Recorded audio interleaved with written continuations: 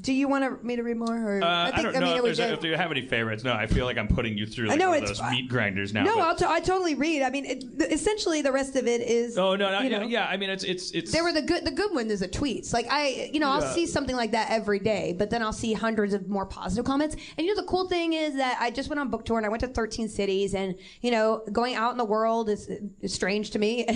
But the coolest thing was there were so many guys who came up and bought the book, and they were like, I'm buying this for my niece who's 13, or I'm buying this for my daughter who's 16. And I just love the idea that there were these fathers and guys who didn't really know what to do for these girls who were at this age that you probably would abandon the cool things that you might love, like, gaming or anything that made them feel less popular or likable, that they wanted to give them any tool that they could find to be as who they are. And I think that was the coolest thing that I learned. To reset things to the way they were in 1983, when it was like, look, we're too nerdy to be caring about something that our World War II, right, now I'm denigrating vets. We've got Tejano stars. Next Harmontown, a bunch of guys come up with like the caps, and they're just like, "Why?" They're like, "What?" They're like, "Why did you say that? You're terrible. We fought for your country." No, but I'm just saying like that era. It's like, why are these like we can't possibly, are nerds that successful now that we're able to like split down into like camps? And I don't think so. I think these are people that are having a bad day or something, and they're like, because it seems like from what they're saying, it's just almost like comedically over-targeted. Like, to me, some of the worst things I hear are when people are like, it's the whole meh thing. It's like it's like, well, who cares? Like, fuck you, I'm bored with you, or what? If you really, really do dislike somebody, well, I always say like the opposite of love isn't hate, it's apathy. Like, it's the silence that hurts people like us more than the attention. And it's when you like come after somebody, I think that it's so the thing that's really weird about it is because I have a 15-year-old misogynistic little prick inside of me. I can access it, and I have one in the trunk of my car too. I have jars of them in my basement. But like I can run that simulator. It's not like the circuitry that isn't able to go down there with a couple of switch flips. And when I run that simulation, I'm like the thing that outrages me is like, why is everybody trying to make something that's like mine and personal and fucking awesome, and it's all about being radical and honeycomb hat out. What is all this bullshit talk about apologizing and backpedaling and sensitivity and all this shit? It's like it's just it's the weird thing is no one had to be doing that until, and it's just like this weird syndrome of, I think it's, the culture grew to the point where, there's points of overlap where somebody says something and then somebody reacts in a weird way, and then it requires like the talk about sensitivity. It requires all that stuff. It's like, you ruined it, like the person who has that complaint. It's like you. Now it's necessary for somebody who wants their niece to grow up in an environment where she can flourish. They have the responsibility on them to do things like stand behind you publicly if you get doxxed or whatever, and say like, this is fucked up and you guys are fucked up, and fuck you, Adam Baldwin, and whatever. Like let's do it. I got you. I got your back.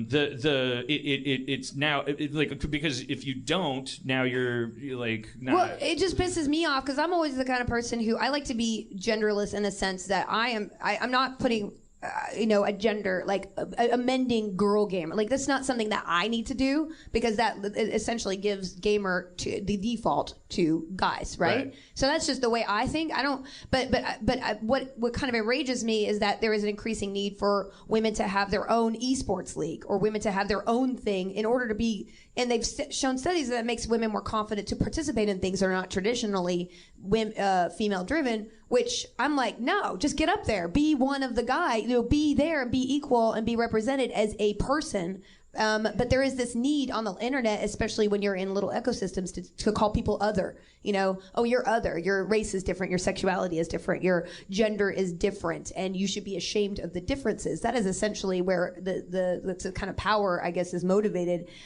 because there are different kinds of people coming into these worlds with different opinions. And then you have people saying we should be hypersensitive to the differences, and then you have other people going like, I'm hypersensitive to the idea of hypersensitivity. Well, yes. And then it's just like round and fucking round we go, because yeah. it's when the frustrated like semi-moderate people who had nothing but suppressible rage that could have remained suppressed until they were 40, but it's coming out because they're being asked to pick a side in an issue that doesn't have to be an issue. Yeah. Like it's almost like everyone is agreeing that we don't want to live in a world where we have to have the fucking conversation 24 hours. Well, that was the whole thing. I wrote a blog post about, it was a kind of an essay about how at the height of Gamergate, like, we need to stop doing this, and we all love gaming, and we need to show a positive face. And when I saw, because of so much hatred that I was getting, I was like, I saw some guys in some gamer shirts, and I would assume that we would have been like, yeah, high five. And then I was just like, I don't want to deal with it. I crossed the street,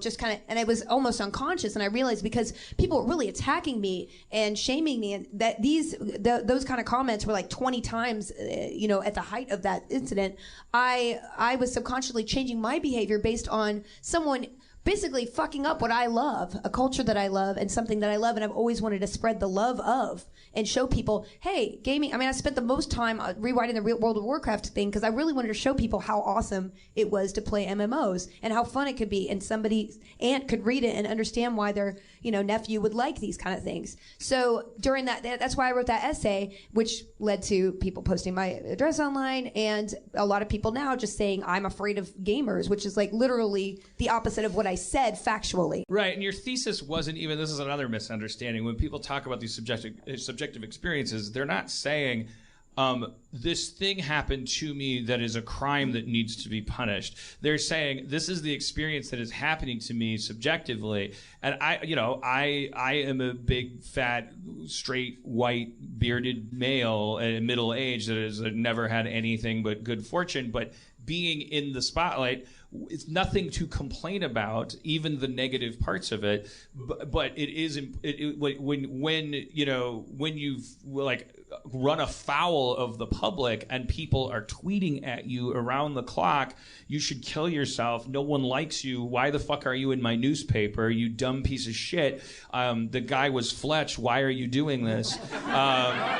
And it's just like it erodes at your psyche, and there's nothing to. I deserved it, it's important to note how much it freaks you the fuck out. So if you do happen to be like me, but have a vagina and have people that have wieners saying adding that edge to it where they're like, I know where you live, I'm gonna fucking kill you. I had somebody yesterday at a convention, and this guy came up and it was like, I love the furniture in your house.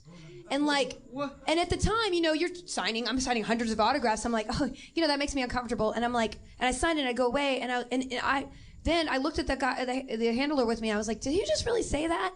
And then I'm like, okay, he's trying to freak me out because he's trying to use the power, just either he's a troll and he's like, look what I did, guys. I went up and, said this. Or, there's a possibility, could somebody have a camera?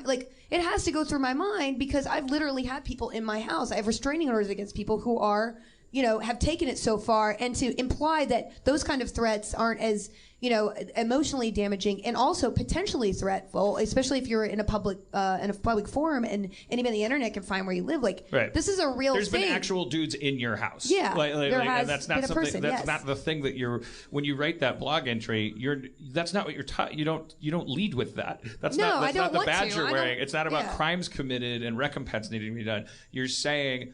In that blog entry, you're going, how did this fucking happen to our culture? Yeah, everybody needs to stop being hateful because you're making gamers look like assholes. That's what the point of that was. And especially from a point of we all love this together. Let's figure it out and agree to disagree with respect, because it just got to the point where it was crazy. And thank goodness a lot of people have spoken up, especially leaders in gaming, and like gaming companies are taking it seriously. And it just, like, to me, I love it, and I want people to know that gaming is amazing. And you know, that really is the future of our entertainment, is gaming. I just went to this thing called The Void, and literally I put on an Oculus and a backpack, and I ran through a maze, and I thought I was in like a Skyrim. I'm not kidding. Look up The Void. I did it in person.